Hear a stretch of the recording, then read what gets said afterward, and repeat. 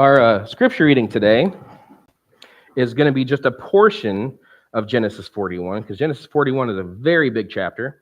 So we're just going to read a portion of it this morning. Starting in 41 verses 46 through 52. 46 through 52. Joseph was 30 years old when he entered the service of Pharaoh, king of Egypt. And Joseph went out from Pharaoh's presence and traveled throughout Egypt. During 7 years of abundance, the land produced plentifully. Joseph collected all the food and produced in those 7 years of abundance in Egypt and stored it in the cities. In each city, he put the food grown in the fields surrounding it. Joseph stored up huge quantities of grain like sand of the sea. It was so much that he stopped keeping records because it was beyond measure. Before the years of famine came, 2 sons were born to Joseph by Asenath, daughter of Potiphar, the priest of On. Joseph named his firstborn Manasseh and said, "It is because God has made me forget all my trouble and all my father's household." The second son he named Ephraim and said, "It is because God has made me fruitful in the land of my suffering." Now, how is this even possible? We ended the chapter last week, and Joseph was still in prison. He was still in prison. He asked the cupbearer to help get him out of there, but yet he was still in prison. So how does Joseph go from prison to doing what he was doing in those verses we just read? Well, let's find out, shall we? So we're going to start back at the beginning of chapter 41. There we go. And 1 through 8. Let's read 1 through 8. When 2 full years had passed, Pharaoh had a dream. He was standing by the river, by the Nile, when of the river came up 7 cows, sleek and fat, and they grazed among the reeds.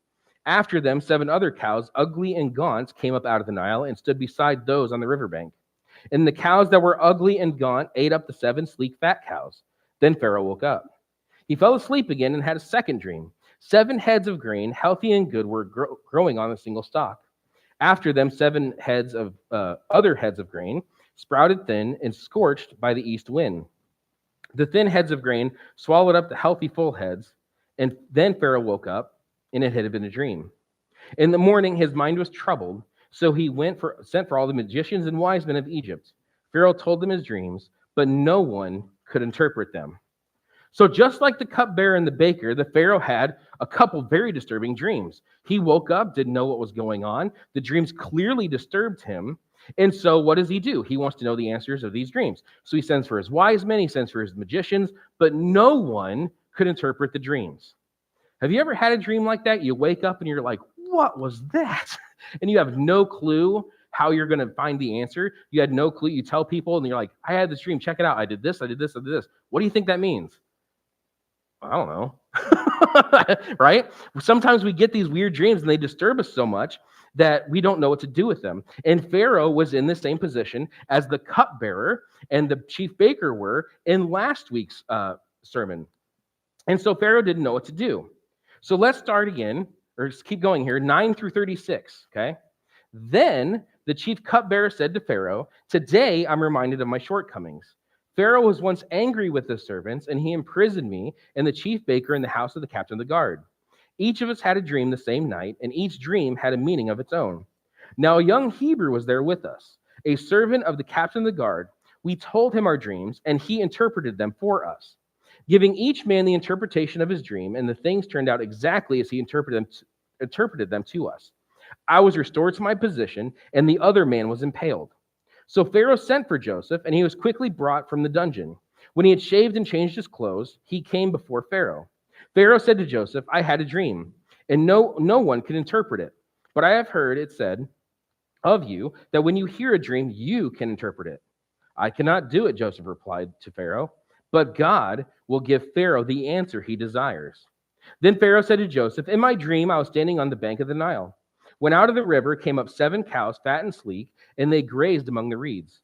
After them, 7 other cows came up, scrawny and very ugly and lean. I had never seen such ugly cows in all the land of Egypt. The lean, ugly cows ate up the 7 fat cows that came up first. But even after they ate them, no one could tell that they had done so. They looked just as ugly as before, and then I woke up. In my dream, I saw 7 heads of grain, full and good, growing on a single stalk. After them, 7 other heads sprouted, withered and thin, and scorched by the east wind.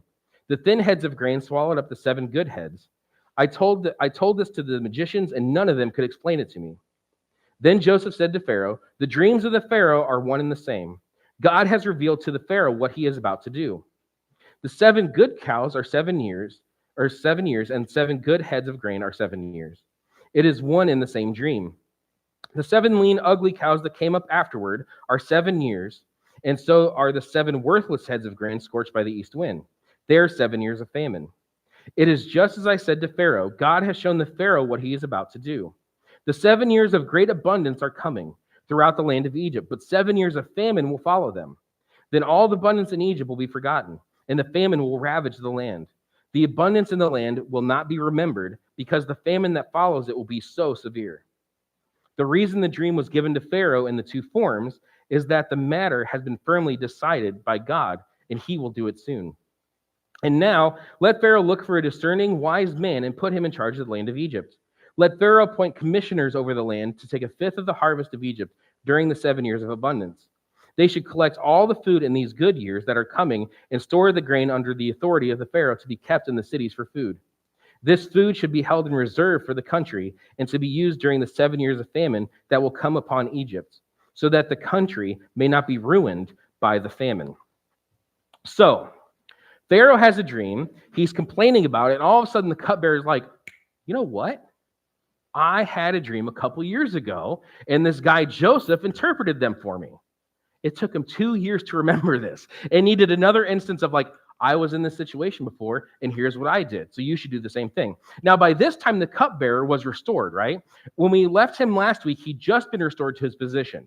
And so clearly, before he was tossed into the prison, he lost some sort of trust with the Pharaoh. He did something that really made the Pharaoh mad or made him mistrust him for whatever reason, and that's why he was thrown in prison.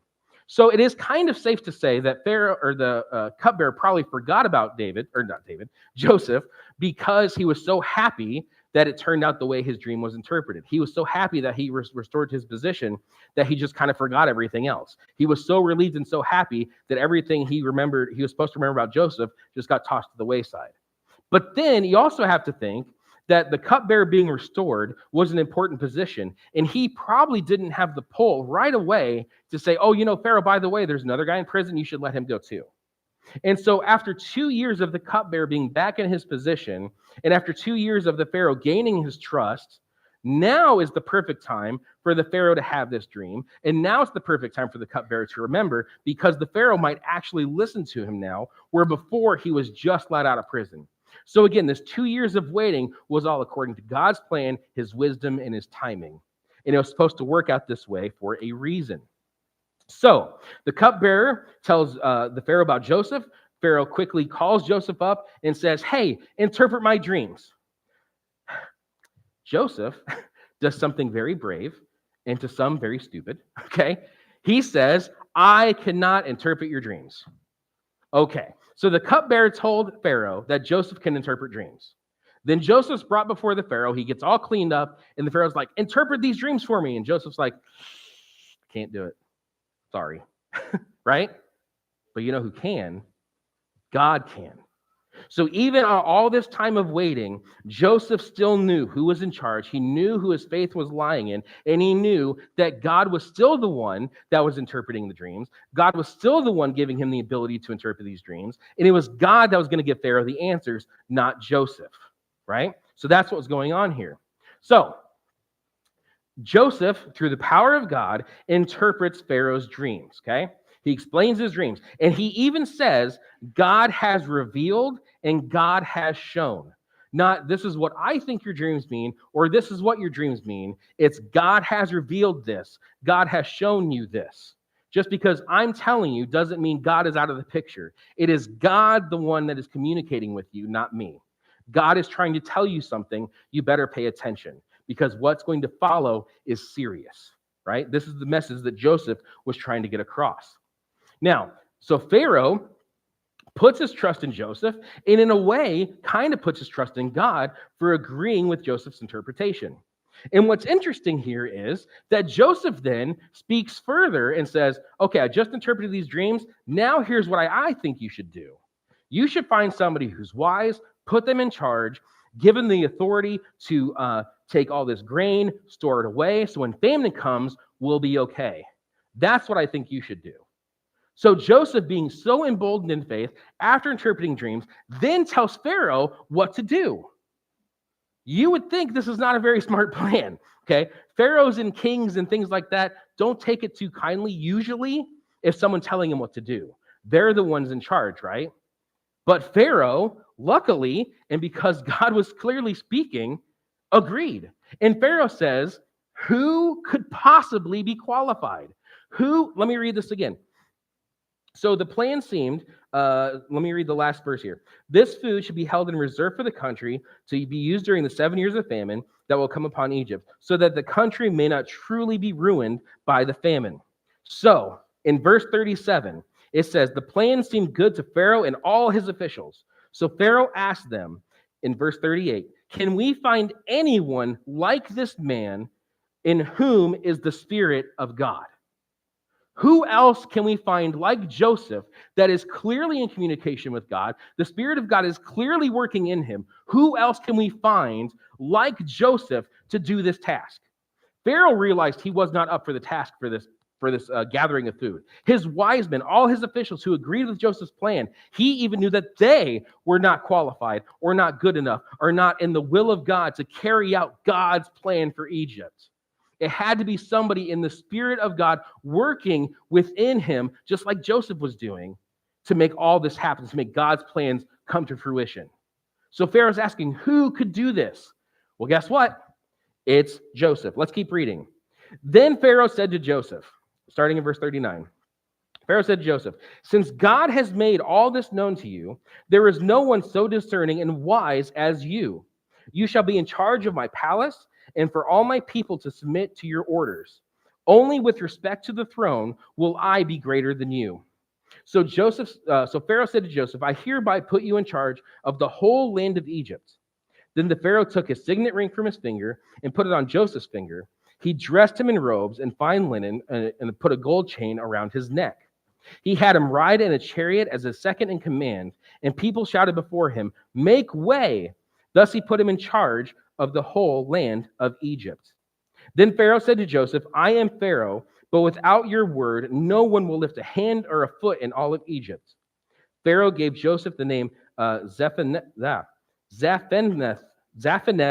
Paneah, and gave him Asenath, daughter of Potiphar, priest of On, to be his wife. And Joseph went throughout the land of Egypt.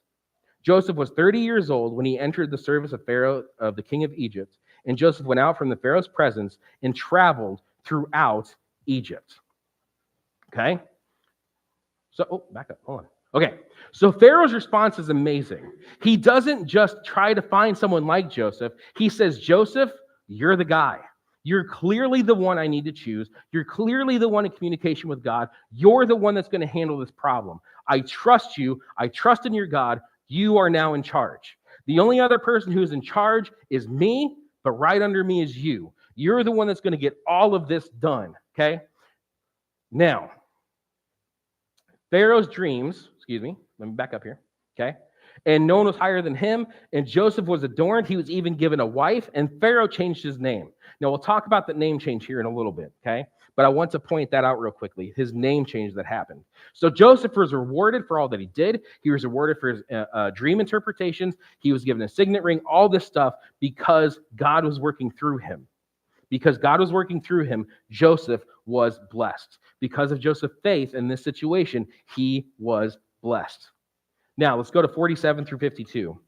During the 7 years of abundance, the land produced plentifully.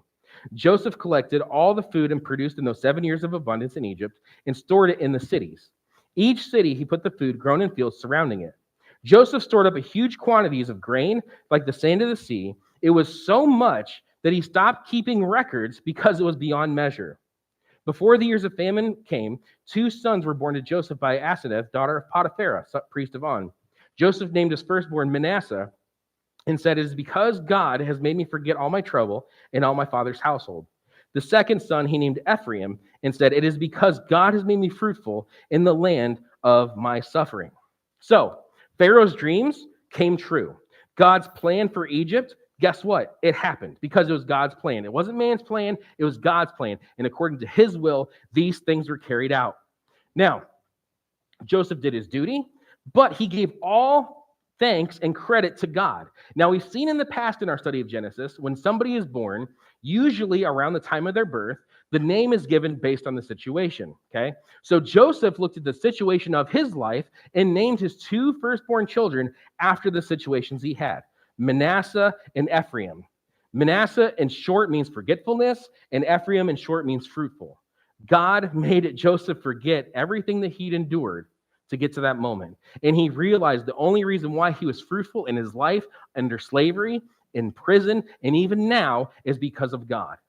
Now, I don't think that God actually caused Joseph to forget everything that happened to him, right? There's some things in life that happens that is so traumatizing and so impactful that we can never forget it.